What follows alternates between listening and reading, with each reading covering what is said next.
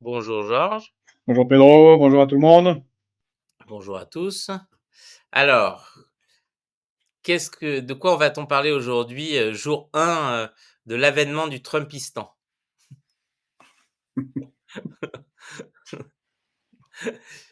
C'est le premier jour du début de la grandeur de l'Amérique et de l'âge d'or. Eh bien, je te remets la photo. C'est intéressant, hein. Donc ça, c'est un Boeing à la con, c'est ça? Non, c'est Air Force One. Ah, c'est Air Force, oui, mais c'est un Boeing. Oui, Oui, ah, c'est Air Force One et c'est un Boeing. C'est drôle parce que on parle beaucoup d'Elon Musk mmh, et des succès de SpaceX et des succès de Tesla, mais tout ça, c'est chacune des entreprises est capitalisée autour de 7 à 9 milliards. Boeing, c'est 65 milliards. Et Boeing est en train de s'effondrer à cause des erreurs profondes, en particulier sur le 737 qui n'arrête pas de s'écraser. D'ailleurs, maintenant, à chaque fois que je suis dans un avion et que je vois que c'est un 737, j'avoue que j'ai un petit. ça te crispe. Ah, d'habitude, je ne suis pas stressé, mais j'ai un petit stress, voilà, hein, parce qu'il s'écrase un peu partout. Et Boeing plonge. Voilà. Donc, avec son épée, là, du gâteau qui va couper d'Air Force One, eh ben, peut-être qu'il montre l'avenir de Boeing. Tu veux dire saucissonné et vendu à la découpe? Non, non, une entreprise qui va s'effondrer. Voilà. En tout cas, voilà, Mélania est souriante Mmh. et Trump est content. C'est quand même le roi des punks, franchement. Il est ceux qui l'adorent, en particulier, par exemple, les gens de Frontières ou les Zemmouristes ou tous ces gens-là ou une partie de RN vont un peu déchanter. Mais c'est vrai qu'il y a un côté rigolo. Très, très drôle. Ce qui est sûr, c'est qu'effectivement, on a On nous bien souhaite une très bonne matinée aux camarades marxistes et souverainistes. Bonjour Galicie.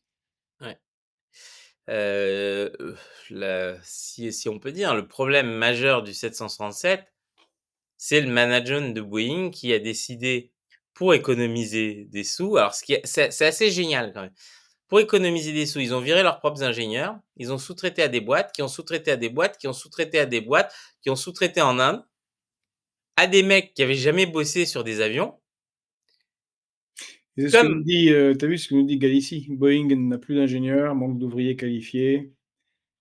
tout à Il y a fait, mais Darrell Falcon que Boeing aurait dû couler depuis longtemps. Mais c'est vrai que Darrell a raison, aurait dû, c'est le terme. mmh Mais ils vont, et surtout Trump, va le protéger à mort.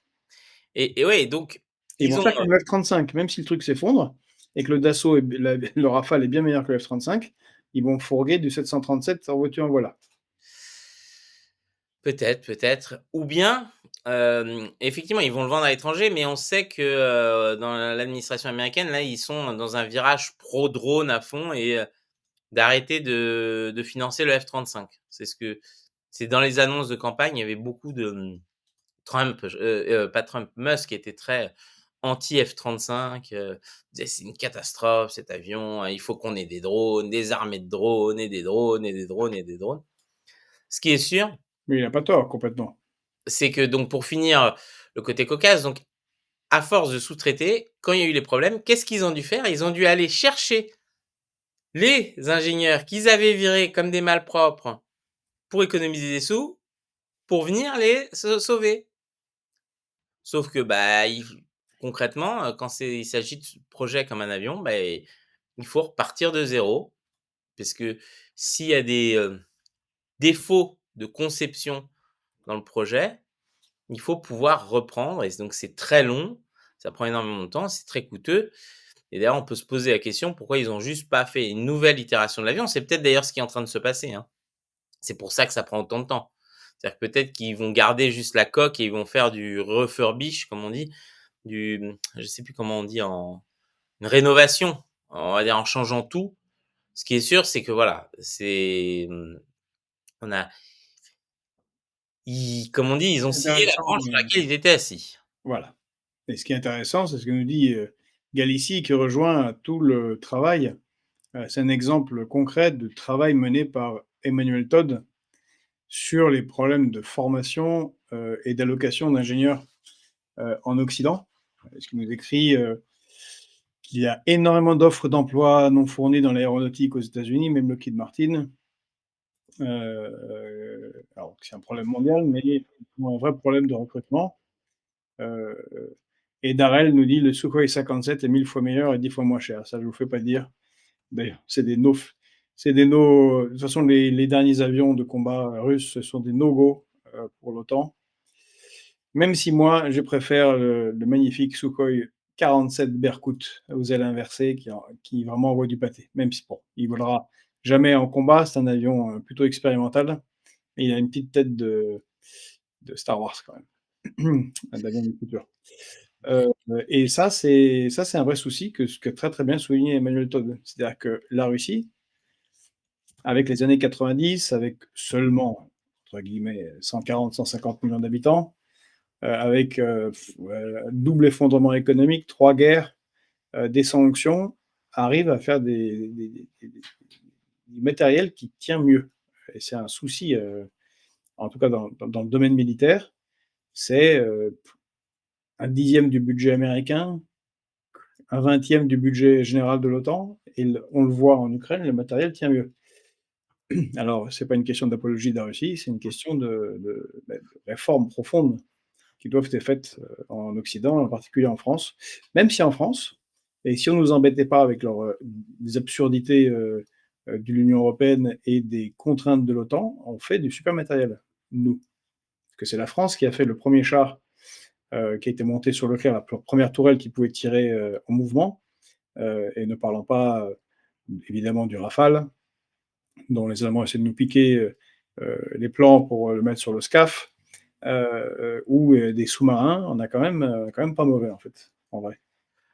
Ouais, mais alors, Georges, quand même, un des meilleurs avions américains est une pâle copie d'un projet belge. Donc, Oui. pour ceux qui n'ont pas la référence, c'est, le B-2, fleuron, de la flotte américaine, en particulier des bombardiers nucléaires, c'est quand même qu'une pâle copie de l'aile rouge dans Le Secret de l'Espadon, donc l'avion d'Ulrich. Il y a, il y a dans le fil, je sais pas si tu vois, Désolé, j'ai des références de boomer. ouais, OK. Bon, dans le fil, il y a des discussions, moins d'avions de chasse, plus de Canadair. Est-ce qui Mar ça c'était, où c'est? Attends. Adrien. Marco, est-ce qu'ils vont construire des Canadair aussi? Hem, et ben, je sais pas si vous avez vu, mais j'avais noté que les États-Unis ont plus de 13 000 avions, militaires et 10 Canadair pour tout le pays. C'est-à-dire la France en a 18 et l'Italie 18. Pardon, la France en a 18 et l'Italie 17. C'est dire, et on parle de Canadair CL415 qui sont, qui sont pas mal, heu, mais, ce qu'on ne sait pas, donc ils ont un fret de 6 000 litres d'eau et puisqu'on parle d'avions, on a, les Russes qui font le Beriev BE-200 et comme beaucoup d'avions russes, c'est vraiment un très, très, très gros machin. C'est leur avion, Canadair. Donc là aussi, les Russes construisent de manière autonome et les Américains devaient acheter, ces avions Beriev BE-200 avant la guerre en Ukraine et ils ont été annulés, les achats et cette Beriev BE-200, il envoie du pâté parce que non seulement il a 4 réacteurs, énormes, mais il charge, 9 000 litres, c'est-à-dire un tiers de enfin 50 de plus, en 14 secondes. Tu es sûr qu'il y a 4 réacteurs? Moi, je regarde là les images, il y en a que 2 visibles. Allô? Ouais, beh, j'ai l'impression qu'il y en avait 4, mais c'est vraiment très, très gros comparativement Oui, au oui. CL415. Oui, non, tout à fait. Donc de toute façon, c'est ce sujet, de l'aviation, dans les moteurs de l'industrie américaine, Ah ouais, heu, c'est 2 s réacteurs, pardon, tu as mmh, raison.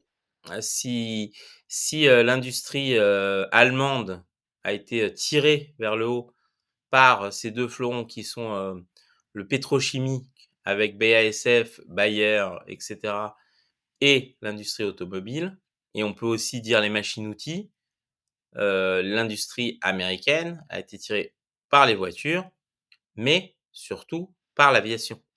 pendant très longtemps. Il y a, McDonnell Douglas, les DC-10, qui pendant très longtemps, volaient partout. Il y a, Lockheed Martin, comme on a dit, et Boeing. On va dire l'industrie, de l'aviation est une très grosse industrie, aux États-Unis. Et après, effectivement, il y a d'autres industries, mais c'était vraiment leur fleuron, si on peut dire ça comme ça. Donc, c'est vrai que bon. Mais le sujet de la journée, c'est on Mais va donc, passer. il y a Jean-Pierre qui te dit, Leroux qui dit: «Pedro, doucement sur les fraises Tagada». Alors, c'était Tu as pas une des fraises. surconsommation de fraises Tagada? Non, tout à fait. Non, je dois être gonflé parce que je prends des corticoïdes Mais depuis il hier. est à l'hôpital le pauvre. Mais, si, On m'a fait 4 ponctions lombaires, la sensation la plus horrible de ma vie, pour ceux qui ont déjà fait des ponctions lombaires. mais Les pour doigts les dessus. histoires d'avions et de voitures dont vient juste de parler Pedro, avec, l'incroyable retournement industriel au niveau géopolitique qui est que c'est la Chine qui est en train d'emporter les marchés, Mmh. en Europe, alors que l'Europe et les États-Unis étaient le moteur dans ce domaine. Mais au début du conflit, vous vous souvenez en 2000, il y a 3 ans, on s'était moqué, considérablement des Russes en disant: «Ah, ils vont plus avoir d'avions, leurs avions vont plus voler, ah ah ah, sans Boeing et sans Airbus, sans ils vont rien pouvoir faire, ça va pas marcher». En dehors du fait qu'ils ont, réquisitionné manu militari, plusieurs centaines d'avions qui étaient sur leur territoire et qui s'en sont servis en les découpant en petits bouts pour faire voler ce qui devait être volé. Donc ça, c'était de la rustine. Mmh. Mais eux-mêmes, fabriquent en ce moment, dont 3 avions, dont un qui est déjà testé, 3 avions, civils et on a eu la même réaction. On rigole, on rigole, on rigole et en fait, quand on voit les avions de combat russes, quand on voit le Beriev 200, par exemple, pour les Canadair. Et quand on voit, le Jet 100 qui vient de sortir, on risque, ça nous pend au nez de se retrouver dans 5 ans avec, oh, des dirigeants européens qui vont découvrir: «Mais d'où sortent ces avions que les Russes vendent à tout le monde?» et ils nous piquent des parts de marché sur notre Airbus. Comme ça, au doigt mouillé, je sens qu'on va avoir une surprise de ce genre et tous ceux qui ont ri bêtement et qui n'auront pas fait de planification et ben, le paieront très cher. C'est-à-dire nous, hein, évidemment. Tout à fait. Alors c'est bien parce que alors je vais changer un peu l'ordre, du sommaire par rapport à ce que tu as dit. Comme ça, on va parler de ça en premier et après on va parler justement, des, heu, des premières mesures, de Trump. Et donc en fait, 2 annonces que la Chine a fait parce que tout le monde moque la Chine, mais bon, les Chinois, eux, ils continuent à travailler, hein. Et donc la première, c'est une annonce sur, la question de défense. Donc la Chine aurait développé un canon à micro-ondes de 1 gigawatt, reproduisant un EMP, nucléaire. Alors, ce que c'est un EMP, c'est une onde électromagnétique. Il faut savoir que pour, une onde électromagnétique grille les circuits électroniques, et électriques des, de tout ce qui a une on va dire, électricité ou a une batterie. Pour empêcher ça, il faut un certain blindage, sur les comment ça s'appelle? Les équipements, donc qui est souvent très Et coûteux. pour ça, c'est le je me permets de te couper Pedro, donc je ne te coupe pas, tu vas continuer. Mais pour bien comprendre l'enjeu tout à l'heure, tu disais que Elon Musk, il veut passer, arrêter les avions de combat et passer aux drones et Mmh, on a cette logique qui est très, très bonne, qui est pour certains, d'augmenter la technologie et donc l'électronique dans les armements. Mais on voit que justement les Russes et les Chinois sont de plus en plus forts en EMP, qu'il y a eu quelques surprises sur le front, sur le matériel occidental, mais qu'eux continuent, alors qu'on s'en moquait, à avoir un certain nombre de matériels qui sont très, très, très rustiques, comme on dit en jargon militaire, à commencer par les Kalachnikov, mais aussi certains chars, et y compris un maintien d'une flotte d'avions un peu anciens, où il y a peu d'électronique.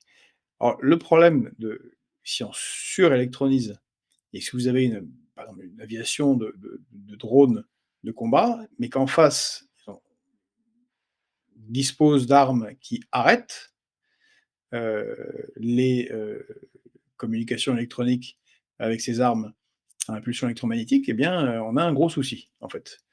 Et c'est pour ça que certains vieux généraux disent: «Il serait bien quand même de maintenir, alors peut-être pas des Spitfire, ça serait ridicule, mais un peu des trucs, un peu anciens, plus rustiques, qui tiennent le coup et avec des gens qui des pilotes et des combattants qui peuvent manœuvrer des chars, ou des avions avec la bonne vieille mécanique, qui n'est pas paralysable par ce genre d'appareil».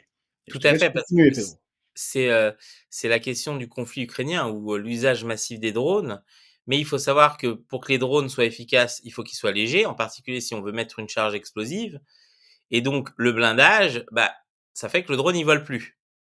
Ou bien il est obligé d'avoir de la puissance des réacteurs et des turbines beaucoup plus fortes, augmentant son bruit, donc sa détection, donc l'intérêt du drone est perdu.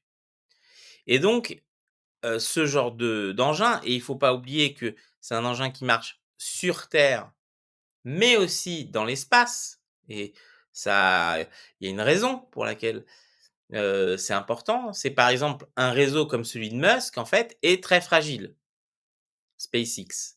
On sait que, du moins le système Starlink plutôt, d'interconnexion, il est très fragile. C'est-à-dire que, quelques missiles bien lancés fait une réaction en chaîne et qui dégomme tout. Et Musk le sait. C'est pour ça qu'à un moment, il faut se rappeler historiquement, il avait dit qu'il couperait, la Russie avait un peu, fait les gros C'est yeux. ce Il avait dit qu'écrit, je sais pas si tu as vu, qu'il c'est ce qu'a écrit Darrell Falcon. «Je suis sûr que les Russes et les Chinois ont de l'EMP dans leurs satellites». Faudrait se alors, méfier effectivement, c'est pas bête. ce qui est sûr, c'est que, de toute façon, heu, ça fait partie des armes de demain et les Chinois sont en train de prendre de l'avance sur cette question-là. Mais aussi et c'est donc la le 2e sujet parce que alors il s'agit pas de faire l'apologie de la Chine, hein. C'est juste qu'on voit on est parmi ceux qui disent: «Attention, regardez, eux ils bossent». Parce que les Chinois c'est un peu ça, c'est ils bossent, ils disent rien, mais ils sortent des trucs. Donc BYD donc aujourd'hui, plus gros constructeur de voitures, électriques au monde, hein, faut comprendre.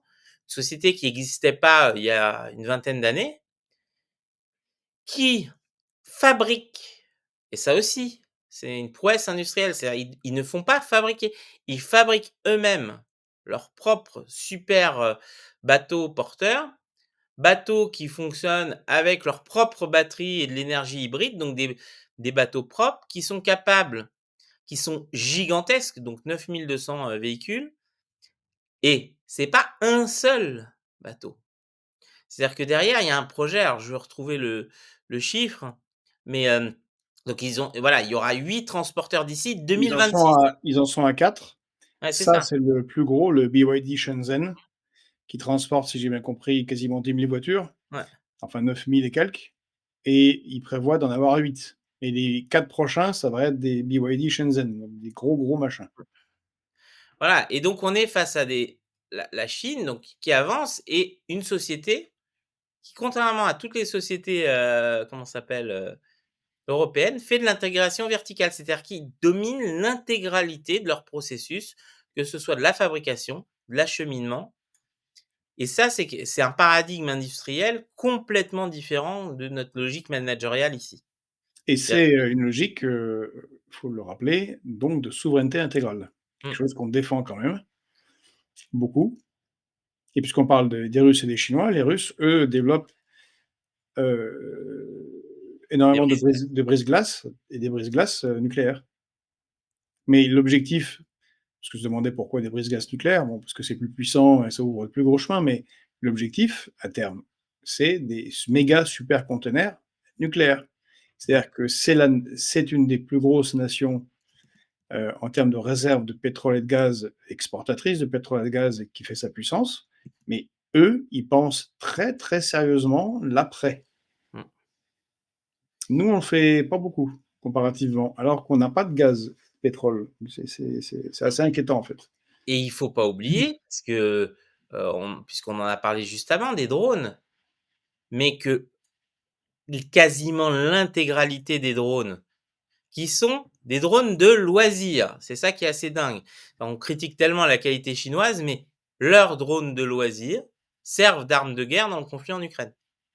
C'est les drones Ji. DJI, comme on dit, qui, sont massivement utilisés par tous les côtés. Pourquoi? Parce qu'ils sont fiables, parce que ça marche bien, parce que voilà.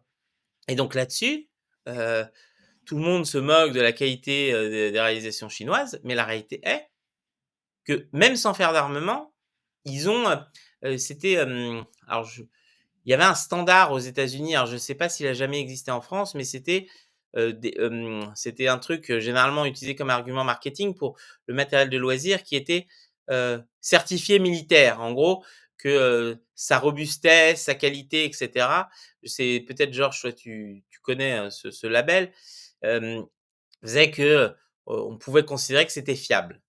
Bah, ce qu'on peut dire, c'est que les Chinois, ils ont l'air de faire des trucs qui marchent bien et pour que ce soit utilisé aussi massivement en conflit, ça prouve bien que voilà. Et ça, on le voit pas et justement, ça va nous amener, c'est peut-être tu as encore un dernier commentaire là-dessus, mais aux annonces de Donald Trump et si je pense que si on n'a pas une rapide reprise en main, nous, on risque de souffrir beaucoup. Alors tu as peut-être un commentaire là-dessus avant qu'on passe à Donald Trump, Georges? Non, non, en OK, avant. Let's bon, go. pas de problème. Donc comme Allons vous voir le l'avez punk. Allons voir le punk en chef. donc depuis hier, Donald Trump a fait plein d'annonces. Alors, je vais essayer de vous retrouver. On va essayer de prendre dans l'ordre des annonces. Heu, un instant parce que il y a tellement d'annonces qui sortent toutes les 5 minutes. Donc, alors, un des premiers points et ça, probablement, ça va être, celui qui risque de faire le plus de remous, je pense, aux États-Unis. Peut-être tu as un avis différent, Georges, mais parce que c'est toujours tout ce qui touche à la constitution des États-Unis est souvent, heu très sensible dans ce pays. C'est qu'il a signé un décret remettant en cause le droit du sol, qui est protégé par la Constitution. Non. Donc il Une petite précision, parce qu'on on ne fait pas de fake news, nous. Heu, un il veut supprimer le droit du sol mmh, pour les immigrés clandestins. d'accord. C'est que pour les immigrés clandestins. Alors c'est en vrai, c'est une bizarrerie. En gros, il veut faire ce que certains demandent pour, ceux qui arrivent des Comores, ou d'Afrique de l'Est, sur, Mayotte. Ce qui est une demande des Mahorais, et que le droit du sol soit supprimé pour les, purs clandestins. Mais même ça, aux États-Unis, ça va entraîner un gros débat. Heu, pour la bonne raison que, historiquement, dans le temps passé, il y a un paquet de grands Américains, dont les parents sont arrivés aux États-Unis un peu, bon, comme ça, pas complètement légalement non plus. Heu, Maintenant, il y a une tendance des 2 côtés à vouloir changer la constitution et pour rappel, Kamala Harris avait beaucoup, beaucoup perdu avec, une double idée qui était totalement, contre la logique même de fonctionnement de des États-Unis, les principes de base des États-Unis. Un, c'était la remise en cause du premier amendement sur la liberté d'expression, et donc un contrôle sur, ce qui peut être dit, pas dit, bon, qui a très, très bon, impassable, je pense en vrai aux États-Unis, qui a coûté très cher. Et l'autre qui était que soit imposé au niveau fédéral des lois, heu, su aux États, mais sur des questions comme l'avortement. Et Trump avait très bien joué, lui, en disant: «Ah non, non, moi je suis ni pour ni contre, je suis pour que les États décident», et ce qui est important pour les Américains. Donc là, il veut lancer un combat sur l'interdiction du droit du sol pour les clandestins. Donc soyons clairs, si vous venez du Honduras et que vous êtes rentré illégalement sur le territoire des États-Unis et que votre enfant naît, heu, je sais pas, dans un hôpital de l'Arizona, eh ben, il veut qu'il soit pas américain. Alors que jusqu'à maintenant, eh bien, c'est comme en France, même si vous êtes illégal, vous devenez américain. Enfin, l'enfant est américain. Alors, une autre annonce, donc dans un tout autre registre, c'est qu'il a décrété, à partir du 1er février, de mettre 25 de frais de douane au Mexique et au Canada. Alors il y a un côté un peu cocasse parce que les États-Unis a été le fer de lance de l'ALENA, donc l'alliance, mince, donc c'est l'alliance économique, d'Amérique du Nord. Mmh. Et d'un seul coup, bah, ils décident de changer les règles, de bouleverser les règles d'un accord que les propres Américains ont promu, sans sortir du système qu'ils ont créé. Et donc avec son argument, c'est que le Mexique et le Canada, ils laissent rentrer trop de gens aux États-Unis et beaucoup de fentanyl. Alors, c'est un peu cocasse la manière dont il le dit parce que, je ne pense pas que le trafic de fentanyl, soit si important ça en termes d'import. Je pense que surtout, ils les Américains en trouvent beaucoup sur place déjà et que c'est une crise, qu'ils ont créée eux-mêmes. Mais bon, il utilise ça comme, justification. Donc qu'est-ce que toi tu en penses? Est-ce que justement est-ce J'en pense que c'est pas la seule justification et qu'il y a une logique. Alors avant d'arriver là-dessus, je vois que Watu, mmh, salut Watu, a dit que l'Espagne était dans les BRICS. Non, que je ne savais pas. Eh ben, non, l'Espagne n'est pas dans les BRICS, si j'ai pas entendu ça. Et Galicie nous fait remarquer qu'avant son premier mandat, Trump avait promis de supprimer le droit du sol et il en a rien fait, comme beaucoup de ses promesses. Bah, sauf que là, il vient de le faire. Il vient de lancer le décret. Bon, alors on va voir où ça va mener. Hem, ouais, voilà. Donc, sur ces questions, si tu peux remettre l'image, oui, tout à fait. parce que comme tu as mis l'image, évidemment, ça Ah oui, eh oui, vous voyez en dessous, il y a Elon Musk qui est en mode Ziegel, et il y a une polémique, allez, on va le dire comme ça, un peu absurde aux États-Unis, parce que lors de la convention, enfin lors du re ils étaient dans une grande salle où il y avait 20 000 personnes et après la cérémonie d'investiture, ils s'y sont rendus pour rencontrer, leurs oui, il a supporters fait comme ça, et pas obligé de le faire non plus, il a fait, une sorte de geste bizarre qui ressemble, heu, à Ziegel. Alors ce qui est intéressant, c'est que l'association américaine de lutte contre le nazisme, des gens un peu sérieux, disent que, bon, ça a un peu rien à voir et que c'est plutôt les troubles autistiques, de Elon Musk et son comportement bizarre qui l'aurait conduit à faire ce geste pour montrer sa grande, le fait qu'il embrasse sa salle, voilà, qu'il aime les gens autour de lui. Bon, heu, lui-même, a écrit que c'était n'importe quoi, qu'il ne fait pas de salut nazi. Mais c'est sûr qu'un spin doctor a pu l'expliquer que bon, c'est quand même limite, hein, et qu'il a pulvérisé Dieudonné avec avec sa quenelle là, très sérieusement. Bref, mais bon, ce qui est sûr, c'est que c'est moins c'est vrai ridicule. que les polémiques à la con, Ouais. servent à rien, mais il il fait beaucoup de choses, Elon Musk, qui est très, très conservateur, mais j'ai pas l'impression qu'il soit totalement nazi. Bon, voilà, c'est un peu ridicule. C'est un Bowers. Voilà. Mais comme c'est marqué, le choix des photos, toujours. Alors, justement, le choix des photos, c'est intéressant parce que, quand, la République souveraine, on avait fait une université d'été. J'aime bien raconter cette histoire parce qu'elle est vraiment, vraiment, typique d'un certain journalisme, un peu insupportable.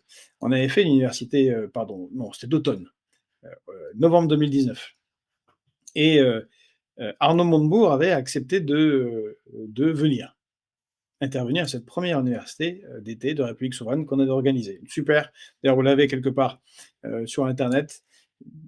Très, très bon débat, même si c'était à 6 heures ouais, Et Coralie 5 Delhomme. ans et il y avait entre autres Coralie Delhomme, hein, bon, regrettée Coralie Delhomme. Donc, Arnaud Montebourg, accepte de participer et le journaliste du Monde apprend cette information et le soir même, il met, un titre: «Arnaud Montebourg, se rendra chez les souverainistes, pour les soutenir» ou quelque chose de ce genre et ils mettent une photo bizarre d'Arnaud où il est, ben, un peu comme Elon Musk. Il est dans une salle et puis il a le bras tendu comme ça, littéralement. Ça fait un pataquès et Arnaud Montebourg, bah, stresse un peu et il dit le lendemain: «Non, non», il dément et il dit qu'il viendra pas et donc il n'est pas venu. Eh bien, en ligne, ils ont changé l'article, ils ont changé le titre, ils ont mis Arnaud Montebourg, refuse de participer au rassemblement des souverainistes. Bon, c'était pas un rassemblement des souverainistes, mais enfin bon, peu importe. Et ils ont changé la photo. C'est pas un autre article, attention, hein, c'est le même article. C'est un truc du RSS, quoi. Typique vraiment, on efface les images et ils changent la photo et ils mettent Arnaud Montebourg, souriant et sympathique, qui tient un micro à un meeting. Énorme. Donc, l'usage des photos, c'est assez amusant. Et pour revenir sur le point, parce que c'était un gros détour, tu as parlé de ces 25%. Eh bien, il met en œuvre ce qu'il a dit, Donald Trump, et il a vraiment visiblement décidé, ce qui n'est pas absurde, de réindustrialiser le pays. Son pays, même si il n'est pas dans la situation, les États-Unis ne sont pas dans la situation des pays européens, euh, il y a quand même un déficit d'ingénieurs, d'usines, de production manufacturière, parce que dans le moment de la mondialisation, là-bas aussi, ils ont délocalisé pour augmenter les profits de quelques actionnaires. Donc, il s'en rend compte, ce qui, je pense, est une bonne chose. C'est ce qu'il avait fait aussi lors de son premier mandat. Et il n'y a pas mille moyens de le faire, c'est le protectionnisme. Et le protectionnisme passe par des taxes. Mais en plus, l'autre argument, alors je ne sais pas pourquoi il l'avance pas autant médiatiquement, l'autre argument, c'est que il ne veut pas se faire avoir par les Chinois qui achèteraient des usines ou produiraient sur le territoire canadien ou mexicain, ce qui est déjà le cas pour certains produits du Mexique, et donc, de ce fait, ne subirait pas les contraintes qu'il compte imposer à la Chine pour réindustrialiser son pays. Donc, c'est pas totalement absurde. Vous voyez par exemple ce que vont faire les Chinois, on en a parlé, c'était hier ou je me perds, mais on en a parlé récemment, à savoir que les Chinois proposent de racheter des usines qu'abandonnent les Allemands, des usines Volkswagen, BMW. En dehors du symbole et du retournement complet de situation par rapport à il y a 30 ans, c'est aussi pour contourner d'éventuelles sanctions à l'importation. Si BYD produit ses voitures en Allemagne, en Espagne ou en France, bah, c'est production en France. Il n'y a pas de, il y a pas de taxe à l'importation. Et Trump veut l'éviter. Donc, il y a aussi cette raison sur la taxe des 25%. En tout cas, il met en œuvre et il se met en affrontement avec le Canada et je pense qu'il va pousser les indépendantistes, ceux qui, au Canada, souhaitent l'intégration aux États-Unis pour en profiter. Je rappelle ce que nous a dit hier Gilles Casanova, que effectivement, l'État de l'Alberta, par exemple, euh, dans l'État d'Alberta, gros État au Canada, eh bien, il y a un très très très fort courant majoritaire de citoyens souhaitant la sécession de l'Alberta et son intégration aux États-Unis. Exemple. Donc, le bras de fer commence et je pense principalement la volonté de protéger ou de réindustrialiser les États-Unis. Bah, alors justement, il y a quand même un truc un peu particulier parce que les États-Unis, avec ces 2 pays-là, ont signé donc l'ALENA qui c'est après, NAFTA en anglais, qui est devenu, il y a donc, quelques années, donc maintenant, l'ACUM, c'est les acronymes improbables, heu et justement là-dedans, ils ont fait sauter les barrières de douane.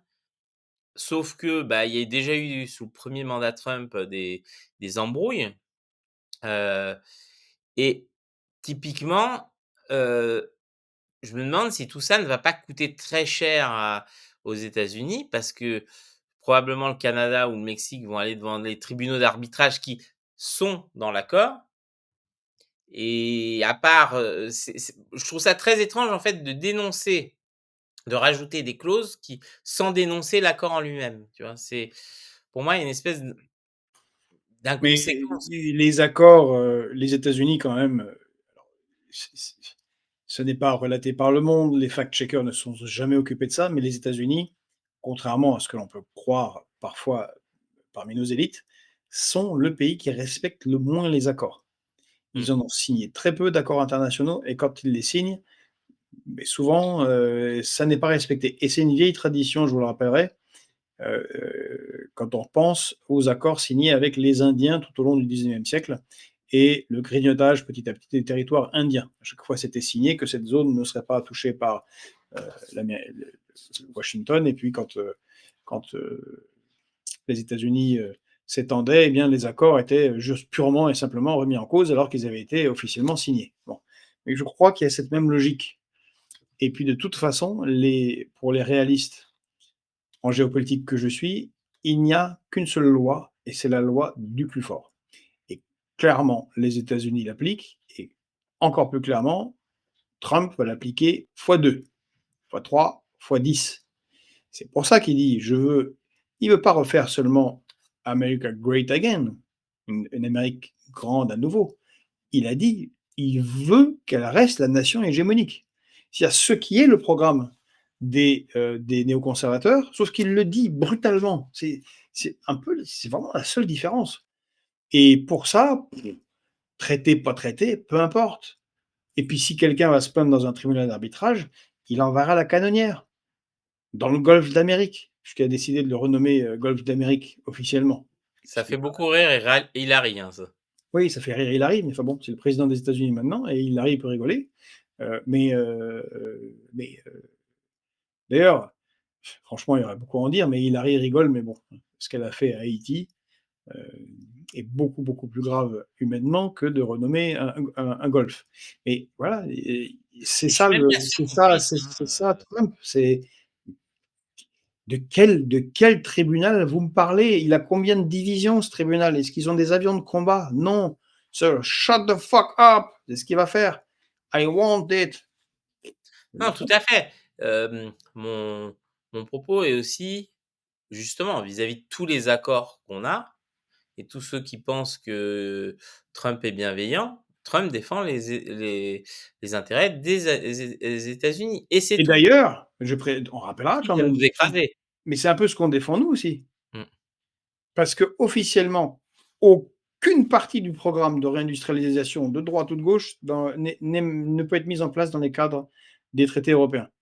Tout le programme du nouveau Front populaire, c'est de la gnognotte. Ça ne sert à rien tant que c'est dans le cadre des traités européens. Et d'aucuns diraient, mais regardez, dans l'article 47b6, vous ne pouvez pas faire ça et on fera un tribunal d'arbitrage, on passera par la Cour de justice de l'Union européenne, gna gna gna. Oui, peut-être, mais nous, on a l'arme nucléaire. Nous, on ne vient pas aux tables de négociation. Nous, on ne paye pas ce qu'on doit, le surplus qu'on paye à l'Union européenne. Et c'est les mêmes arguments qu'on avance, Pedro. Mmh. Parce qu'il n'y a que ça comme argument quand on veut reprendre sa souveraineté et refaire chez soi. Si on se mettait à respecter tous les alinéas de tous les traités européens, ben on ne peut rien faire. Non, mais c'est Ben, pour ça, Trump, il fait pareil, sauf que lui, il est la première puissance militaire mondiale. Hein. alors justement, par rapport à ce que tu dis, hem, est-ce que, moi, ce que je m'interroge beaucoup et en particulier dans le cas du Mexique, je trouve que la position de Trump sur le Mexique est très, risquée géopolitiquement parce que le Mexique, à force de les pousser un peu comme ça dans les cordes, bah, mine de rien, ils sont entre, l'Europe et l'Asie. Ils ont des côtes des 2 côtés. Pourraient décider, de rejoindre les BRICS et je pense que les Américains, ils jouent un jeu effectivement là-dessus, mais ça peut, comme on dit, il peut y avoir un retour de bâton parce qu'à un moment, les Mexicains aussi, c'est des gens qui ont à cœur leur souveraineté. Ils sont pas malgré, tous les gouvernements inféodés aux États-Unis qu'ils ont eu au cours des années, faut faire attention, donc peut-être que, Donald Trump va être aussi, un moteur de l'accélération des BRICS et puisqu'on va en parler après, vis-à-vis aussi du Panama ou d'autres pays qui clairement, vont devoir, trouver des parapluies pour se protéger, des Alors, c'est ce embargos. qu'on quelqu'un a écrit là, Darrell Falcon, ce serait marrant que la Russie envoie des armes aux Américains pour prendre Canada, le golfe du Panama, comme le Canada, on a donné à l'Ukraine, je me marrais. Mmh. Ce serait marrant qu'ils envoient des armes, effectivement, au Panama. Hem, ouais, bon, Panama, c'est vraiment pas gros, hein, Mmh. et ils sont déjà fait envahir, comme on en a parlé ici, il y a pas si longtemps par les États-Unis, à peu près pour les mêmes raisons, donc ça a déjà été fait. Ils le referont, sans aucun problème. Et pour le Mexique, Pedro, il faut toujours rappeler, les propos du président, mexicain Porfirio Díaz: «Pauvre Mexique, si loin de Dieu et si près des États-Unis». Tout à fait.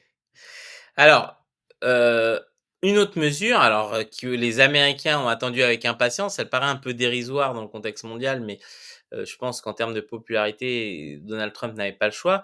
C'est, le décret donnant un accord supplémentaire à TikTok. Donc pour l'instant, TikTok n'a pas bougé de position. Je crois pas qu'ils aient envie de vendre, mais ils ont gagné 75 jours. Le backlash de la suspension de TikTok, je sais, aux États-Unis, a été assez important, en particulier l'industrie musicale et d'autres industries qui aujourd'hui, se une grosse partie de revenus liés à TikTok, je pense, ont un peu tapé du poing sur la table. À voir comment ça va, se bouger, mais c'est assez marrant parce que c'est quand même Trump qui avait commencé, à attaquer TikTok et d'un seul coup, c'est lui, par lui que vient le renoncement. Donc il y a peut-être quelque chose à dire là-dessus. Non, non, tu très bien résumé la situation sur ce point. Alors on voit aussi que Trump se plaint, juge que, Vladimir Poutine détruit la Russie en refusant un accord sur l'Ukraine. Alors je trouve ça assez cocasse parce qu'il dit il refuse, moi j'ai vu quand il disait ça, mais quel accord? Parce qu'il dit: «Il refuse de sceller un accord de paix», mais il y a pas d'accord. Donc c'est drôle de refuser un truc qui n'existe pas. Mais bon, peut-être que dans la tête de Donald Trump, il y a un accord déjà que la Russie a refusé. On ne sait pas. Peut-être toi tu as plus d'informations, Georges? Ouais, excuse-moi, j'ai pas bien compris de quoi tu parlais. De quel accord? Et justement, Donald Trump a dit: «La Russie refuse de signer l'accord», mais personne ne sait quel est cet accord. C'est ça le truc. En fait, Ah, il ouais. a annoncé devant les caméras: «Vladimir Poutine détruit la Russie Non, en non, mais refusant de signer l'accord sur l'Ukraine». Mais on quel accord? fera on fera ligne de front, là-dessus, spécifiquement parce que le sujet est compliqué, mais on parle de l'accord qui n'existe que dans la tête de Donald Trump et de Kellogg, son envoyé, l'ancien général, Mmh, ultra décoré, américain, et son envoyé pour l'Ukraine, qui est un plan, qui a fuité, qu'ils ont fait fuiter dans le New York Times il y a quelque temps et qu'on avait commenté, Pedro, mmh. sur, le gel du conflit et l'envoi des Européens pour prendre en charge la sécurité de l'Ukraine, envoyer des troupes françaises et britanniques le long de la frontière pour, faire une zone tampon. Bon, oui, mais bon, pour qu'il y ait ce genre d'accord, il faut que les Russes soient d'accord, hein, évidemment, et les Russes ne sont pas d'accord. Bon, il n'y a pas d'accord. Donc ça, c'est du blabla interne, aux États-Unis, et c'est pour justifier la reculade, sur ce sujet de Trump. Oui, Heu, puisqu'il a rien il annoncé avait là-dessus. dit si, si, il avait annoncé qu'il réglait le problème en 24 Non, heures. non, Il je s'est toujours parle, pas entendu. là, dans ses premières mesures, il remet TikTok, mais il n'annonce rien sur l'Ukraine. Oui, mais c'est ce que je te dis. Il Oui, avait annoncé pendant toute la campagne qu'il ferait la paix en 24 heures et puis il ne le met pas parce que c'est un gars qui est pragmatique, qui est sérieux. De la même manière que tu l'as décrit très bien sur TikTok, les gens sont venus le voir en disant: «Ah nous, ça nous emmerde ton affaire» et on t'a soutenu et d'ailleurs, il y a plein de gens qui le soutiennent sur TikTok. Il va falloir trouver une autre solution. Pragmatiquement, il recule. Et sur l'Ukraine, là, c'est bon, je crois que ça y est, il a un peu compris que les Russes en ont rien à carrer de ces trucs et de 24 heures. Et donc, il avait déjà dit avant l'investiture, c'est ça prendra 6 mois. On a déjà pris 6 mois. 24 heures sont passées en 6 mois. Et je pense que ce que tu viens de relever, Pedro, c'est pour la politique intérieure des mmh, États-Unis. Il dit: «Ah, c'est pour contrer la critique des gens qui "Mais vous avez dit que ça sera en 24 heures" il dit: «Ah bah non, bah les Russes ont refusé l'accord».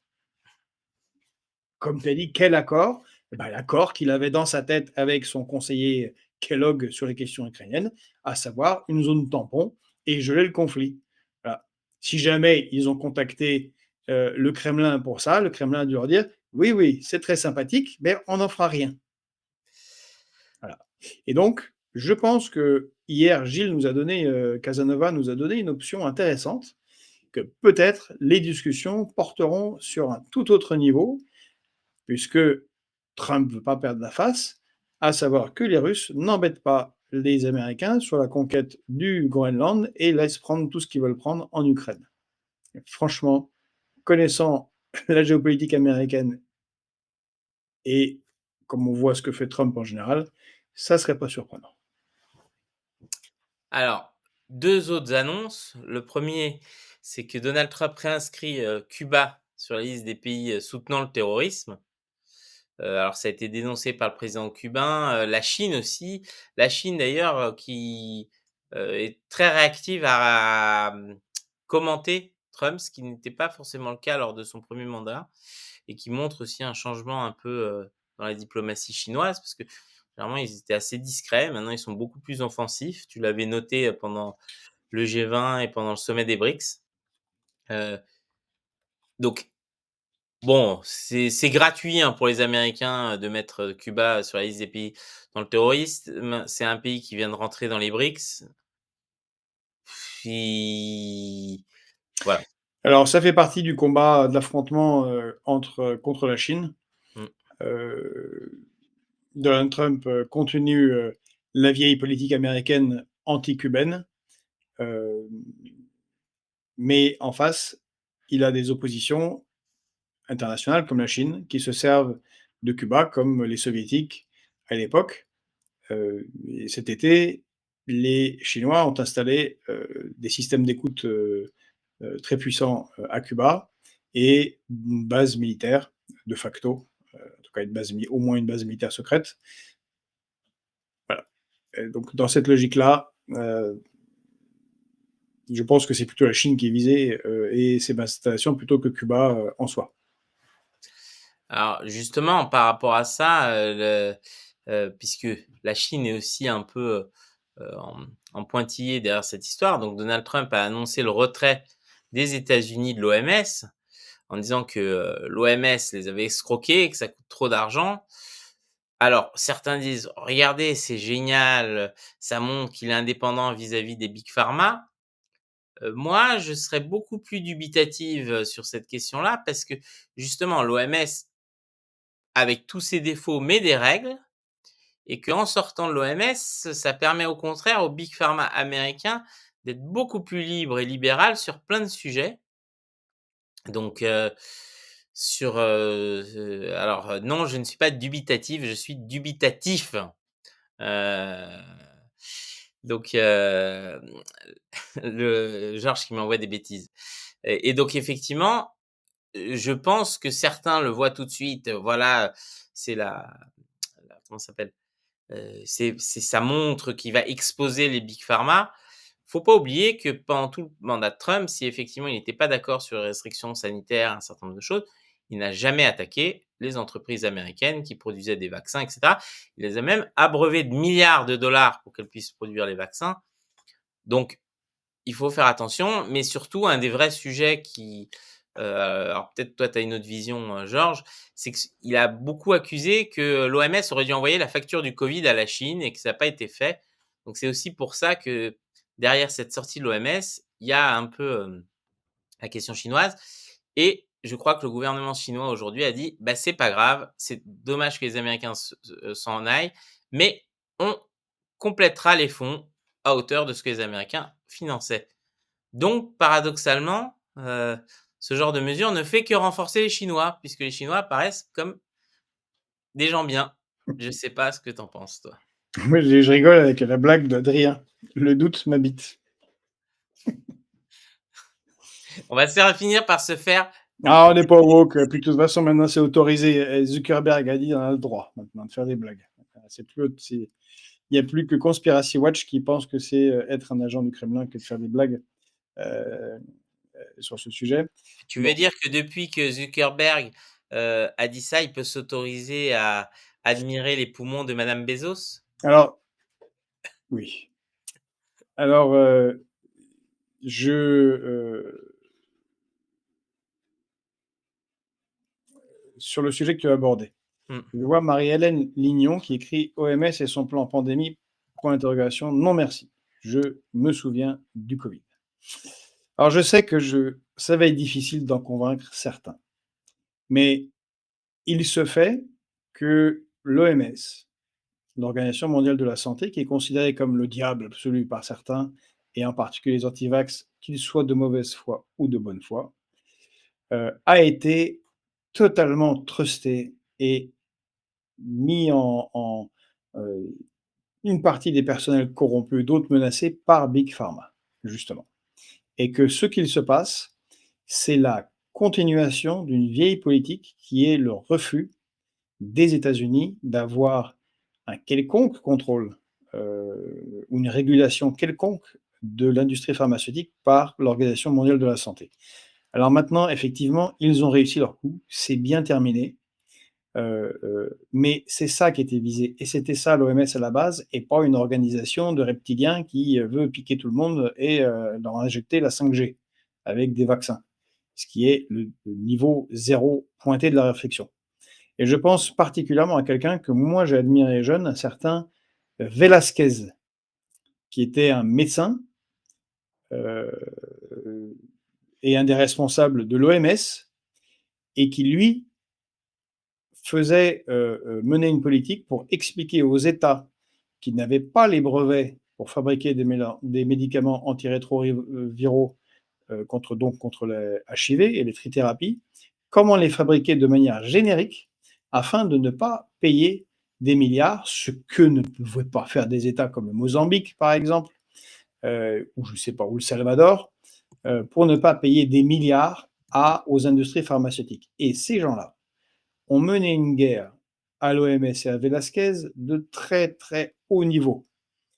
Menaces, corruption, agression. Il s'est fait tabasser plusieurs fois. Il a évité 2 assassinats. Bref, ces gens-là peuvent aller très très loin. Et je pense que la sortie de l'OMS de Donald Trump s'inscrit dans cette logique-là. Mais évidemment, il va surfer sur le ah, ha, ha, ha, on va pas subir les plans de vaccination de l'OMS qui va nous injecter des 5G.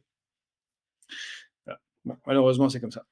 Non, pas Velasquez le peintre, et Jean-Pierre Leroux. Velasquez, un autre. Et Velasquez, je pense, c'est comme Martin en espagnol. Hein. Vous me direz le contraire, mais je pense qu'il y en a un paquet.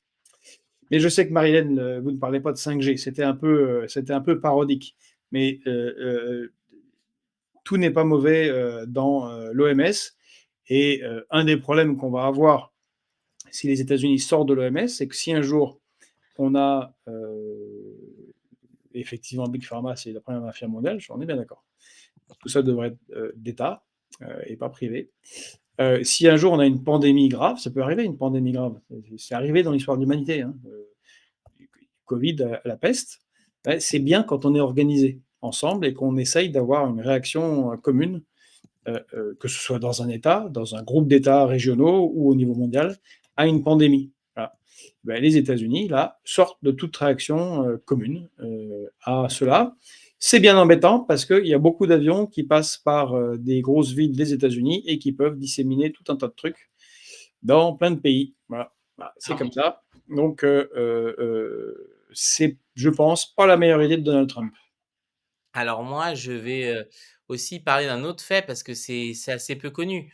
Mais au-delà de la question effectivement, du pourrissement de l'OMS et de l'entrisme qu'il y a pu avoir, il faut savoir que entre les années 90 et 2000, il y a eu un combat, c'est peut-être le premier combat, post-guerre froide du Sud global, qui en particulier a été mené par le Brésil et la Chine, sur la question des médicaments génériques. C'est-à-dire si aujourd'hui, en France, on a des médicaments génériques, c'est parce que le Brésil et l'Inde se sont battus à l'époque et avec un certain soutien de l'OMS pour forcer la main aux Big Pharma et une levée des brevets sur un certain nombre de comment ça s'appelle? De brevets de médicaments pour que justement ça puisse marcher. Parce qu'il y avait, un monopole des brevets, un trust en particulier par l'industrie pharmaceutique américaine, qui empêchait justement les pays pauvres de pouvoir produire à des coûts raisonnables certains médicaments et à l'époque, c'était surtout les médicaments pour le VIH et le sida et donc Mais c'est l'OMS ce que je viens de dire sur Velasquez, tu vois? C'est exactement ce que je viens de raconter sur Velasquez. Je viens de t'envoyer un lien parce que les gens me demandent quel Velasquez, d'où il sort, qui est ce Velasquez. Je viens de t'envoyer un lien, Pedro, sur Telegram. Tu peux le mettre dans le fil. Voilà. tout à C'est fait, je vais un article de l'époque, de 2001.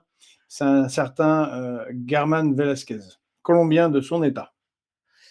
et donc tout ça pour dire que il heureusement qu'à l'époque, il y avait des gens au sein de l'OMS qui ont poussé aussi dans ce sens-là et c'est grâce à ça qu'aujourd'hui on a des, comment ça s'appelle? Heu, des, médicaments génériques qui permettent de faire baisser le coût. Malgré tout, effectivement, comme toute structure, bah, c'est soumis à l'entrisme, à plein de choses. Mais c'est pas parce qu'il y a cet entrisme qu'il faut forcément jeter, l'intégralité d'un système. Il faut plutôt le purger, plutôt que de se dire qu'il sert à rien. Moi, je pense qu'effectivement, il faut reprendre la main comme, on doit le faire nous en français sur pas mal de choses. On doit reprendre la main, mais il faut comment ça s'appelle? Il faut garder raison sur cette question-là parce que ça a pas eu que des effets négatifs. Alors beaucoup se focalisent sur la crise sanitaire, mais voilà et c'est important et probablement d'ailleurs que toute cette sortie des États-Unis de l'OMS au profit du Big Pharma, hein, parce que c'est ça, hein, qui va se jouer, a aussi peut-être une volonté de reprendre la main sur ces licences de médicaments. Oui. Il faut pas sous-estimer, dans Euh, une logique de réindustrialisation, que les États-Unis soient dans une logique: «On va reprendre la main sur tout».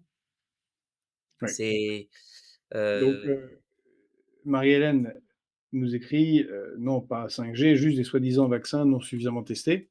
Oui, effectivement, cette histoire des vaccins anti-Covid posait problème, vu ce qu'a déclaré la représentante de Pfizer devant le Parlement, la commission d'enquête du Parlement européen, à savoir que ça ne protégeait pas de la transmission et que ça ne protégeait pas de la contamination. Bon. Donc, ce qui est quand même une des raisons d'être d'un vaccin. Donc ça, on a bien sûr là le problème d'un mensonge, on a bien sûr le problème que de l'Union européenne qui négocie des contrats avec des multinationales sans que les États puissent regarder dedans, donc c'est le problème du fonctionnement de l'Union européenne. Euh, euh, et je suppose que ce n'est pas évidemment la remise en cause de l'ensemble des vaccins, puisque on a Fifi 40 Fifi 70 qui a écrit l'aluminium obligatoire dans les vaccins. Alors je ne sais pas ce que vous avez certains avec l'aluminium là, c'est ce truc bizarre. Euh, vous savez, toute activité humaine entraîne des risques et a des effets négatifs sur certaines personnes. Maintenant, c'est un rapport coût-avantage, comme tout. La voiture, l'avion, le train, aller à la guerre. Mettre de l'aluminium sur ses aliments, je ne sais pas si vous avez déjà fait ça, Fifi 70. Oui, j'espère que vous ne regardez pas la composition de l'eau que vous buvez, parce que vous ne pouvez pas vous protéger des métaux lourds, ni des micro-particules de plastique. C'est un problème. faut pas manger de thon. J'imagine que la génération suivante tentera de résoudre ce problème, mais qui est une des conséquences des effets positifs d'avoir l'eau potable et tout un tas d'avantages qui nous sont venus du plastique. Bref, c'est voilà. Et il se fait que j'ai bien compris que ce n'est pas le propos de tous. Moi, j'ai été humanitaire, j'ai été dans des pays où il n'y a pas de vaccin. Vous voulez pas vivre dans cette ambiance. Vous voulez pas perdre vos enfants à 5 ans, 6 ans, ou alors qu'ils soient tordus comme ça la moitié de la vie parce que ils ont attrapé un virus qui pose pas de problème si vous avez le vaccin contre cette maladie. Bref. Euh,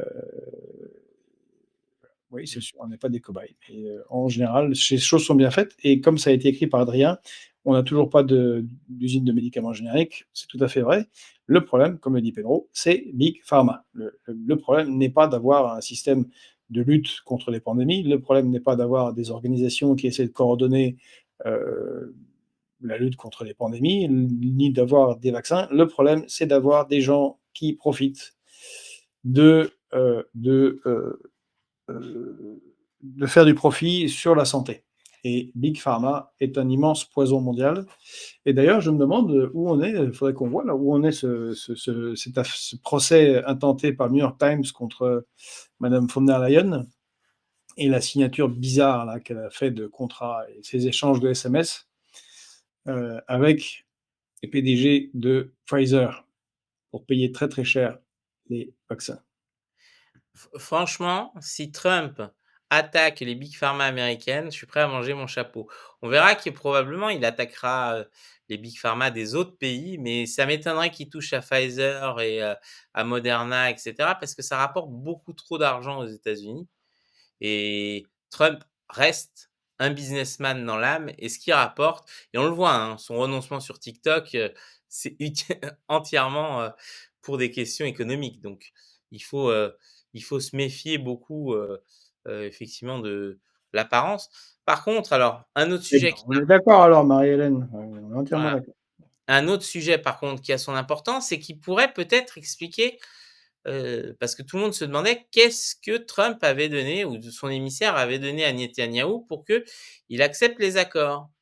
Et toi, tu as dit, avec ta grande sagacité, Georges, peut-être qu'il va se passer quelque Merci chose en mon bon Cisjordanie, Pedro. hein? Merci mon bon Pedro. Ben, c'est C'est vrai, vrai que tu l'as j'avais dit ah oui, évoqué. c'est vrai, oui, oui. Et donc, voilà, on se rend compte que Donald Trump, tout en ayant forcé la paix à Netanyahou, lève les sanctions à l'égard des colons israéliens en Cisjordanie. Et donc, peut-être que c'est là où ça va se déplacer et justement, heu, Sur peut-être Fréquence Populaire, vous l'avez eu en avant-première mondiale 24 heures avant le décret de Trump. Là, une des raisons cachées derrière cet accord. donc On quoi est dire de d'accord. plus? Bah, quoi dire de plus? Mais que justement, le jour de l'échange de otages, contre prisonniers otages, heu, entre le Hamas et Israël, il y a eu des attaques menées, en Cisjordanie par des extrémistes, des colons extrémistes. Donc, la décision de Trump, va être clairement pour eux, l'indicateur que c'est open bar. On verra ce qu'il en est, ce qu'on s'était dit, on verra sur le long terme. Tant mieux qu'il y ait un cessez-le-feu, mais il y a sûrement d'ailleurs baleine sous gravillon, donc on verra on verra avec le temps ce qui va en être réellement. Alors, je vois que dans les commentaires, certains disent: «Regardez le cours de Pfizer» et il faut savoir que le cours de Pfizer décline depuis, 2022, hein. C'est pas, heu, c'est pas de maintenant, qu'il y a le déclin. Donc puisque depuis 5 ans, effectivement, ça décline toute Mais l'industrie c'est comme pharmaceutique. Adrien, Galicie a raison, pour casser les monopoles, il faut des industriels et des laboratoires français.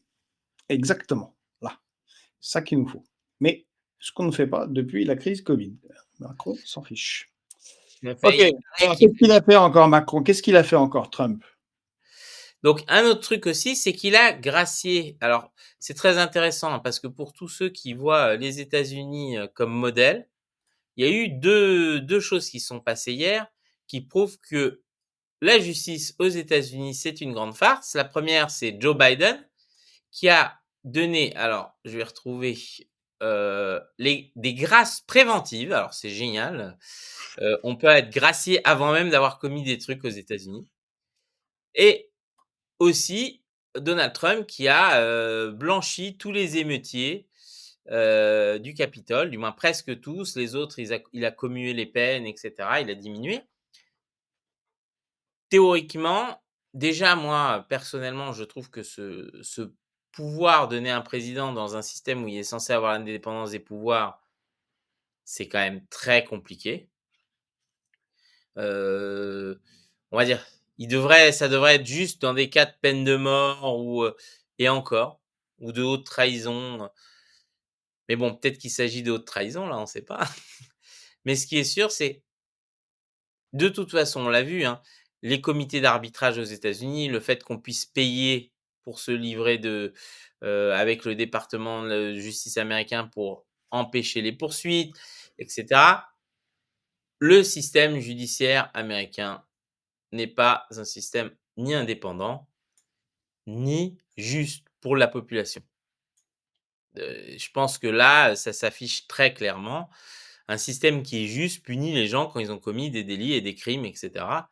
Les gens qui ont de l'argent ne peuvent pas s'esquiver de ces crimes Et même chose, on peut pas faire de la justice clientéliste telle qu'elle est faite là. Et donc c'est vrai que je sais pas ce que toi tu en penses, Georges, mais je pense que pour tous nos atlantistes préférés, c'est pas un beau modèle, le système judiciaire américain. Alors, je vais revenir sur le système, médical américain, mais j'ai Fifi70 qui m'écrit: «Georges, tu ne maîtrises pas ton sujet vaccinal et leurs adjuvants». Alors, Fifi70, je dois avoir, je sais pas, 20 vaccins, dans mon corps. Compte tenu des endroits bizarres où je suis allé, je crois que j'ai eu tous les vaccins étranges et possibles. Oui, les fièvres jaunes, la rage, les typhoïdes japonaises, les trucs baroques d'Afrique centrale. Bon, pour le moment, ça va. Et puis surtout, j'ai de la famille qui travaille dans ce domaine au CNRS et on a des statistiques. Et oui, il y a des gens qui ne supportent pas des trucs et qui en meurent, ou qui ont des boutons, ou qui ont des soucis. Et c'est infinitésimal. Les gens ne mettent pas des machins dans les vaccins juste pour que les gens meurent. À part les nazis, personne ne fait ça. Désolé. Et il y avait la question, une question, et était un peu déçu qu'on n'y réponde pas, de Galicie. Quelle vision sur la santé pour la France? On sort de l'OMS, on fait quoi? Alors, Galicie, le problème n'est pas l'OMS. L'OMS a assez peu de contraintes venant de l'OMS sur la France. Nous, notre vision a toujours été celle de la souveraineté nationale et du retour du contrôle de l'État.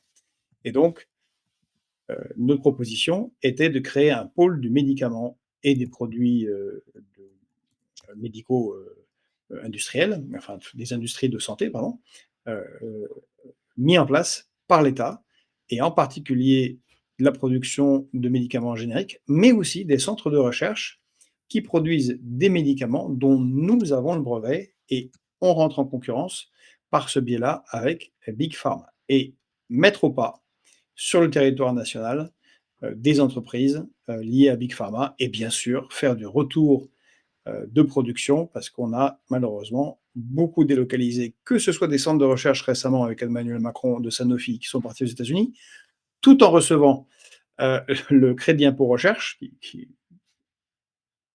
est pris sur nos impôts, on est dans le délire total, comme les lignes de production de médicaments qui sont en Inde ou en Chine.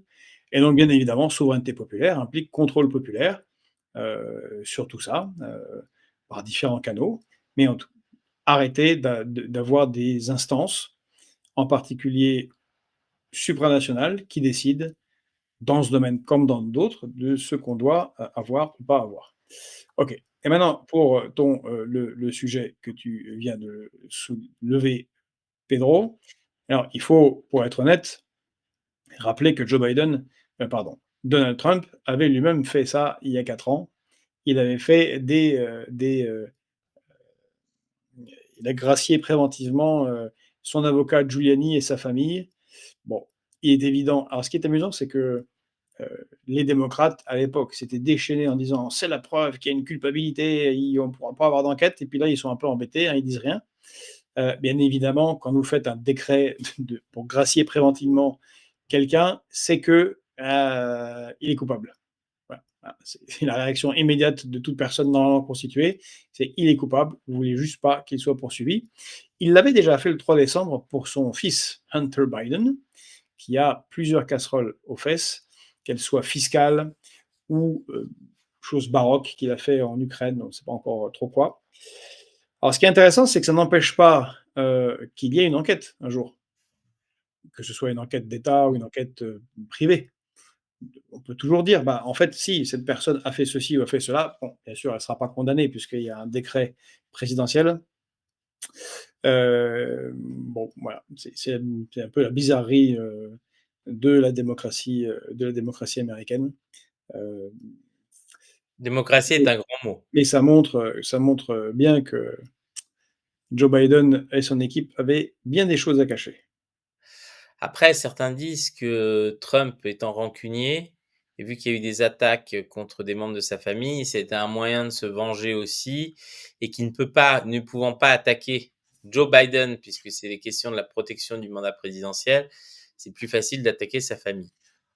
Moi, je rentre pas dans ces considérations-là, je considère que le principe même de ces grâces préventives est juste une aberration de droit et que le système américain qui condamne très lourdement des gens qui ont pas les moyens de payer leurs prêts de leur maison, qui finissent en prison à travailler comme des forçats. Ça, c'est une réalité aux États-Unis, dans des prisons Eh ben, privées. ils avaient qu'à avoir une grâce présidentielle, hein, voilà. S'ils ont Exactement. raté dans la vie, c'est de leur faute et les autres ont réussi parce que, comme l'a dit notre aimé président Manu Ier, il y a des gens de rien et il y a des gens qui réussissent, voilà.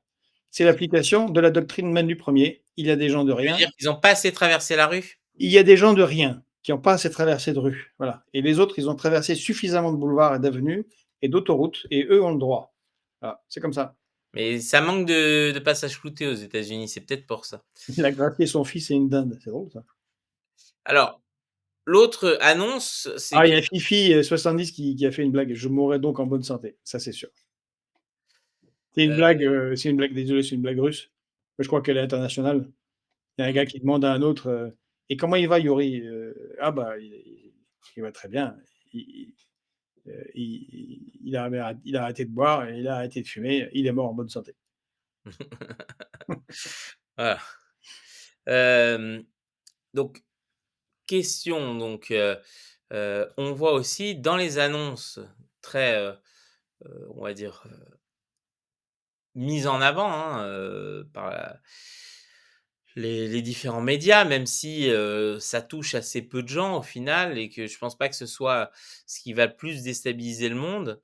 Donald Trump promet de balayer les politiques d'aide aux personnes transgenres. Donc, c'est quelque chose qu'il a dit. Il a dit qu'il n'y avait que 2 sexes, masculin et féminin. Donc, que tout le reste, il supprimait. Bon, ça reste un texte pour moi qui est, on va dire, avec assez peu d'impact sur le réel, même si, attention, ça touche, des gens, réellement, mais ça reste des minorités et probablement moins grave qu'un certain nombre d'autres choses. Malgré tout, ça montre qu'il est dans une croisade un peu, contre les personnes transgenres. Alors, moi, j'ai pas d'avis sur la question, hein, les gens, sont ce qu'ils sont et font ce qu'ils veulent.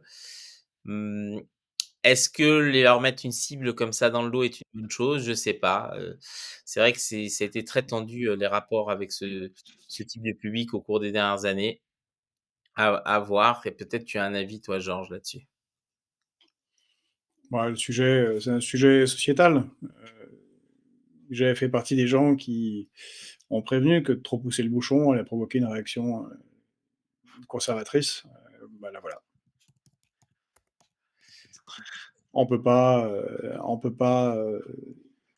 c'est ce q encore une fois, Gilles avait très bien parlé, hier. Il a dit, «Une société qui se respecte, ne va pas embêter les gens qui veulent, changer, de sexe, qui veulent, bah, qui veulent faire ce qu'ils veulent faire, mais une société n'a pas non plus à se plier entièrement, aux problématiques d'un petit groupe.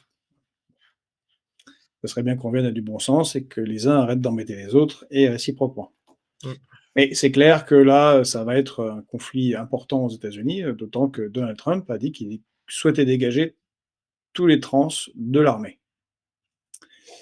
Heu, Ce qui peut sembler, bizarre. Par contre, interdire aux trans, en particulier hommes, puisque ça ne se passe jamais dans l'autre sens, de participer aux compétitions féminines, me semble une bonne chose vu les dérives, qu'il y a eu, sur ce sujet. Alors, l'autre chose aussi, c'est qu'il a annoncé, la reprise de la construction du mur à la frontière, mexicaine. Alors le fameux mur de Trump, mur qu'il a jamais réussi à finir dans son premier mandat, heu, qui a pas l'air très efficace, hein. Je crois que les cartels arrivent à creuser des tunnels dessous. C'est à ton avis, c'est on est encore dans la mesure d'affichage, il essaye de corriger les échecs de son premier mandat ou pourquoi continuer, Oui, il est en train de corriger, ce qu'il n'a pas pu faire, lors de son premier mandat et comme là, il a l'ensemble des pouvoirs à sa main. Il faut rappeler que les républicains ont fait le grand chelem. Mmh, Ils ont gagné les votes populaires de 2,5 millions de voix sur Kamala Harris. Ils ont la Chambre des représentants. l'équivalent de l'Assemblée nationale, ils ont la Chambre haute, le Sénat, et ils ont la Cour suprême, avec des magistrats nommés par Trump. Donc il peut faire ce qu'il veut, et en particulier ce qui avait été bloqué lors de son premier mandat par des procédures judiciaires et par la Chambre des représentants. Donc oui, il va faire un mur. Voilà. Mais il y a un autre aspect de cette mesure qui est de considérer les organisations, les cartels, comme des organisations terroristes. Ça n'a pas été très bien compris par certains. Alors j'ai regardé un peu, et il se fait qu'une organisation terroriste, vous pouvez éliminer les gens sans, comme des ennemis, et pas passer par des procédures judiciaires. Et ça veut dire que si ce décret passe, et que les cartels sont considérés comme des organisations terroristes, eh bien, ils peuvent être traités comme certains ont fait, par exemple, au Brésil avec la BOP. Hein, et donc, une réponse militaire, d'élimination physique, sans passer par la case judiciaire. Il va falloir revoir les Il priorités de la dit que c'est les CIA. snipers qu'il faut. Ben, en gros, c'est ce qu'il propose, des snipers. Voilà, maintenant, on va Le voir trafic, ouais. si c'est assez compliqué. Euh, les murs, on sait que c'est un truc qui ne marche pas très très bien dans l'histoire. Mmh. Mais en tout cas, il va le faire. Voilà. Et il a très très envie de le faire. Sur ce que tu disais, sur la question de considérer les narcotrafiquants comme des organisations terroristes, ce serait bien déjà que le département d'État et en particulier la CIA arrête de financer, les cartels latino-américains, puisqu'on sait que ce soit au Salvador, d'ailleurs on voit, hein, l'effet que ça a eu immédiat au Salvador quand, à cause de la pression, migratoire, les États-Unis ont arrêté de pousser ça d'un seul coup. Tiens, le Salvador s'est amélioré au niveau de la sécurité. On sait qu'au Mexique, les liens, sont très particuliers entre les 2 parties. Faut pas oublier, le rôle, on sait, de l'essor de l'héroïne à Harlem, pour, se on va dire, annihiler la contestation noire dans les années 70. On sait que les États-Unis ont toujours joué un rôle trouble sur la question du narcotrafic. Il faut pas oublier, c'était au Nicaragua, si je me trompe pas, au El Salvador, mais aussi en Colombie où, Pablo Escobar était le meilleur ami des États-Unis jusqu'au jour où il est devenu son ennemi. Donc bon, Oui, on a des cas beaucoup plus flagrants, Pedro. On a parlé tout à l'heure du Panama, puisque quand même, une des oui, mesures, Noriega. c'est l'invasion du Panama, hein, déclarée hier soir, Urbi et Orbi par Donald Trump. Mais cette invasion n'a rien de nouveau. Ça s'est déjà fait en 89-90 sous le président Bush papa. Et c'était l'opération Cause Juste. Et elle s'est faite contre un certain général Noriega qui était totalement impliqué dans le narcotrafic et le transfert vers les États-Unis, alors qu'il avait été qui était agent de la CIA et qu'il a été formé à l'école des Amériques, et qu'il a été un des grands acteurs des opérations Condor et des divers assassinats et coups d'État en Amérique latine. Donc oui, c'est plus que trouble. Bon, euh, et comme s'écrivent certains, qui a écrit ça?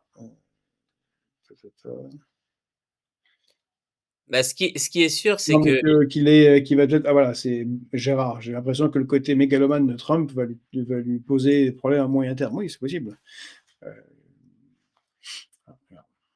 ce qui est sûr, alors certains disent que la question policière, pas militaire, il faudrait que déjà qu'ils commencent par régler, les problèmes de corruption dans le débat. Non, mais il faut c'est documenté, hein. C'est même sorti, dans les Et documents puis, d'état. comme le rappelle Ouattou, il ne faut pas oublier la guerre de l'opium que les anglo-saxons ont fait à la Chine. Alors, les deux guerres de l'opium. D'ailleurs, c'est ce qu'on avait souligné en étant à Rio lors du sommet du G20, puisque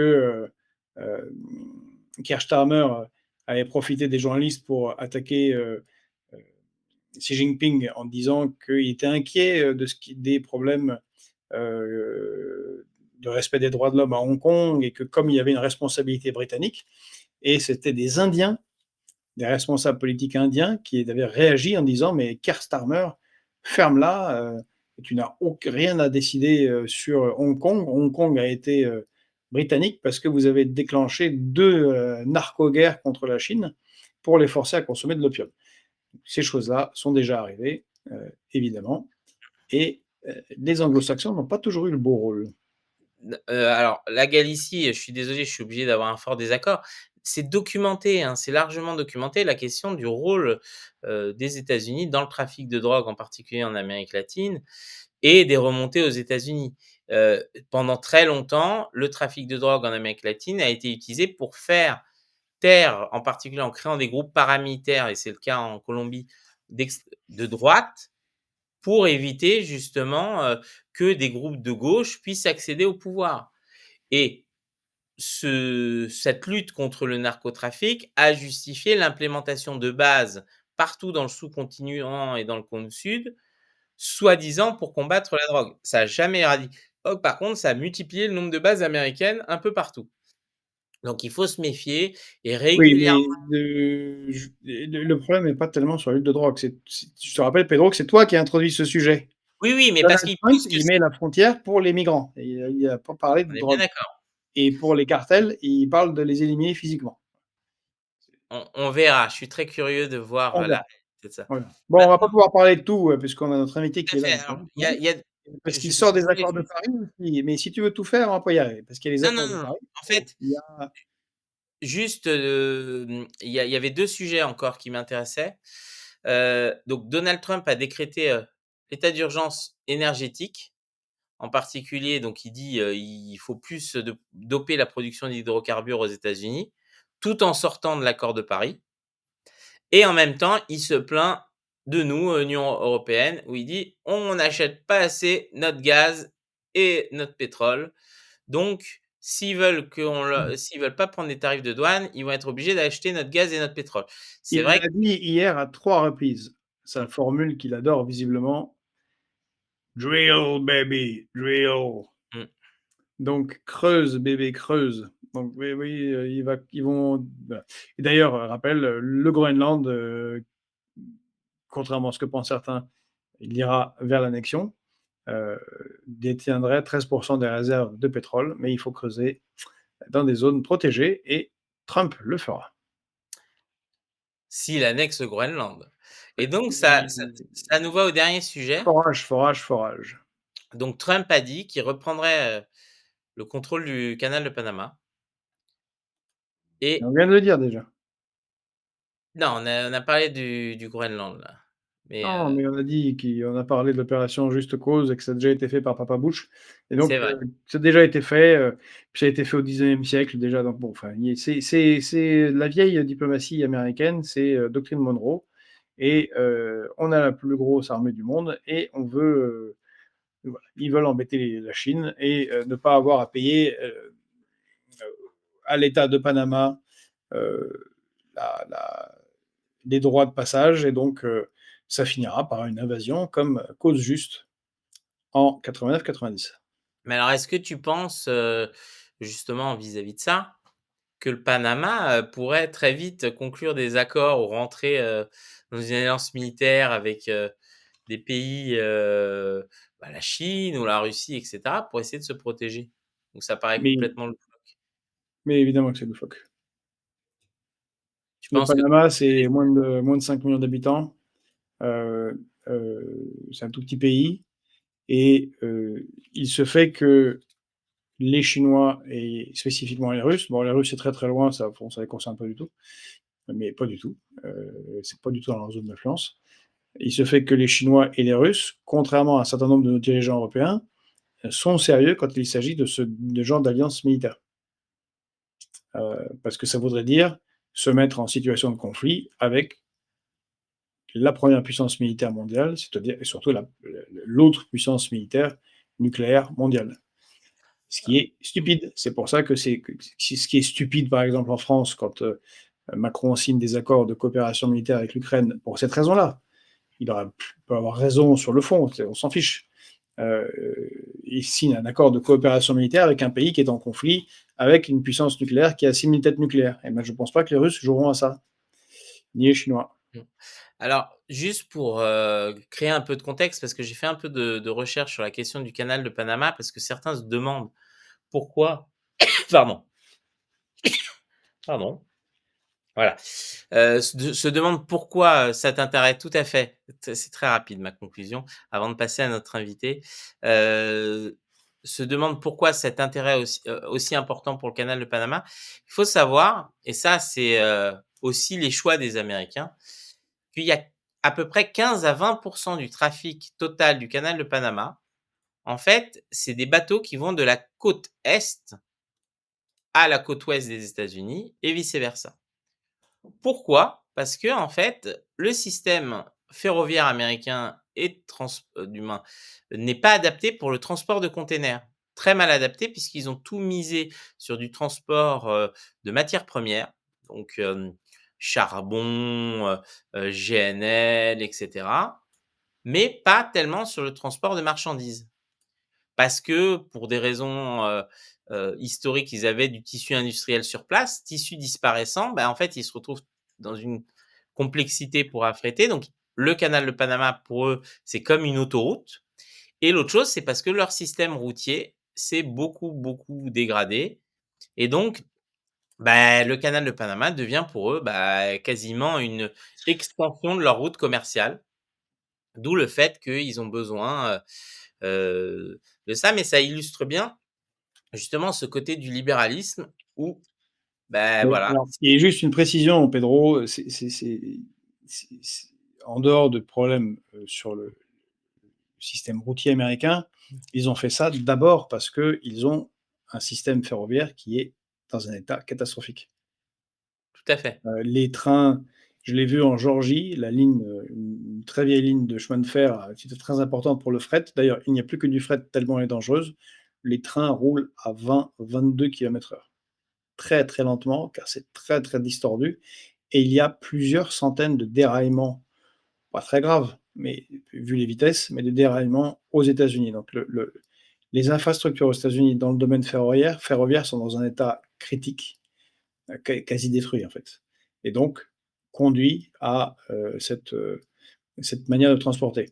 Alors, et il y a une question là qui a été posée, qui est jolie montre. Est-ce que c'est une Rolex? Par Fred Chrome. Et puis il y a une réaction: «Si tu as pas une Rolex de Darren avant tes 50 ans, tu as foiré ta vie». Alors les amis, évidemment, c'est pas une Rolex, c'est une super montre où est-ce qu'il est le truc? Vous allez voir. C'est une Leap Himalaya. Alors c'est la classe, c'est une jolie montre, mais écoute, je trouve que ça coûte déjà cher, mais on est très, très loin des Rolex, et surtout, c'est français monsieur, c'est Leap, voilà. Et si vous voulez acheter une montre, je vous conseille d'acheter une montre Leap. C'est classe et chic. Elles sont très, très belles. Vous trouvez pas? Voilà, et c'est français. Voilà.